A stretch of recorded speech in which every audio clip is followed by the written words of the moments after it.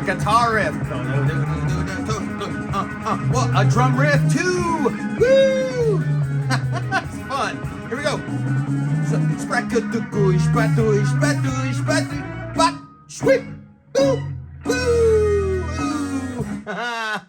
What's going on, everybody? That one, I get a lot of energy out of that groove right there. It's so much fun. Welcome back to Groovy Thursdays. I'm Nick DiVirgilio. We're at groove number 45, Heart of the Sunrise from the Yes record, Fragile. One of the great Bill Bruford drum performances. The whole record is great, of course. Roundabout, so many awesome songs on here. South Side of the Sky, killer record. But this one is very cool to play, and it's not that difficult. It's the attitude you put behind it. So let's get into it. Groove number 45, Heart of the Sunrise. Here we go. I clocked the tempo at about 143 BPM. It's in 6/4 time, except a bar of 4/4 at the very end of the phrase. Like a lot of these early records from the early 70s, the band, I'm sure, didn't play to a click track. You can tell the time moves and morphs a little bit, especially at that end sort of riff thing. But the time gets really loose and laid back there in a very just cool, fantastic way. You have to be like in a band situation to make it feel the way it did. In the video, when I played the groove at the beginning of this video, that whole section probably seems really weird and disjointed without the music going on in the background. But I figured this is a whole phrase. Might as well give you the whole thing. Now, you play the main riff. Well, the way I started it with that dun-dun-dun-dunsh, dun-dun-dun-dunsh. That happens right at about 2 minutes into the song, 2 minutes and 2 seconds. They start the song with the riff, and then there's a breakdown section, which gets very mellow, and then they bring the riff slowly back in. When the riff comes back in, there's that fill, bum, bum, bum, bum, bum, bum, bum, bum, and that's where my transcription starts, just so you know. Now, the whole phrase, after that tom fill, is 9 bars long. You play the main riff 6 times. At the end of the 6th time, you have a very cool snare drum fill getting into that bra-dum, bra-dum, bra-dum, bra-dum, bop, that thing. And that's really about it. So it's pretty simple. Let's get into the patterns that's going on here. The main groove is just a bar long that repeats 6 times, like I mentioned earlier, and it's made up of 2 paradiddle-diddles, and then the rest is singles. So the way I did the sticking, now turn this around if you're a left-handed player or an open-handed player, but the way I did the sticking was right, left, right, right, left, left. That's the first paradiddle-diddle. And then right, left, left, left again. That's the second paradiddle-diddle. That takes up the first 3 beats of the bar. You have 3 beats left. You play all the 16th notes, just back and forth singles with your hands. So just right, left, and then right, left, and then right, left. That's the whole bar. So one more time all together. It's right, left, right, left, right, left, left, and then right, left, right, left, right, left. That's the whole bar. The kick drum is just following each little phrase in the bar. So you have 2 paradiddle-diddles. So the kick drum is going to start on the very first downbeat of the first paradiddle-diddle, which is beat 1. And then the next one starts at the top of the next paradiddle-diddle, which is 2 and. So it starts in the middle of the second beat. Then the rest of the kick drums are just on the downbeats of beats 4, 5, and 6. So again, beat number 1, the beginning of the first paradiddle-diddle, and then on 2 and, which is the beginning of the second paradiddle-diddle, and then right on the downbeat of beats 4, 5, and 6.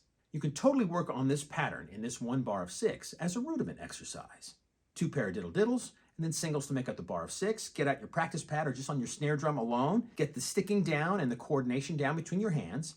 Then move your right hand or your main hand, whatever that is, to your hi-hat or your ride cymbal and do the pattern that way. Then just add in the kick drums at the start of each paradiddle-diddle and then on the downbeats of the rest of the bar on beats 4, 5, and 6. That's a pretty simple pattern in and of itself. But, you know, Bill Bruford has a very unique sound in his drums. Very high-pitched snare drum. That's been sort of his signature sound his whole career. Cranked up a Tama metal snare drum, just cranked up really high. The record's really compressed in a very cool way, but you hear every stroke, you hear the nuance of every beat. So not all of our drum kits are going to sound exactly the same, of course. So you just got to put the attitude in how you play it. Now, I looked at a bunch of live footage of this tune on YouTube from back in the 70s and even later on in Yes's career. They changed the pattern a little bit when they were playing it live. where they were adding a backbeat. Those last 3 beats of the bar, they were adding more of a snare crack, like a backbeat in the pattern, the way they played it. Doom to ka, that kind of thing in the end of the bar. I'm playing this, or trying to play this, sort of as best I can, as Bill Bruford did it back in 1971 when this record was put out, because it's just really unique. You're not really accenting everything. All the strokes are really the same volume, kind of. You know, it's hard to do that. That's where the attitude comes in. And you got to imagine the guitar and the bass going on and the organ in the background. So the best way to practice this tune is to play along with the record. All right, that was a lot of talking for a 1-bar pattern. But you play that pattern 6 times around. At the end of the 6th bar on beats 4, 5, and 6, instead of just doing the singles, you have a snare drum fill. This is pretty simple too, but at this tempo, it's hard because the speed factor is there.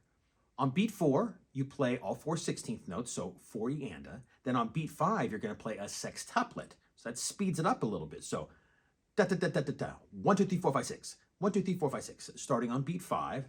I'll show you this in just a second. And then on beat 6, you go back to just playing all 4 16th notes. So 6 and.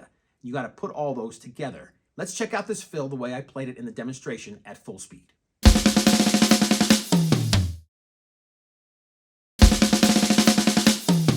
Again, at that tempo, the fill sounds really cool and very energetic. Check out the fill at half speed.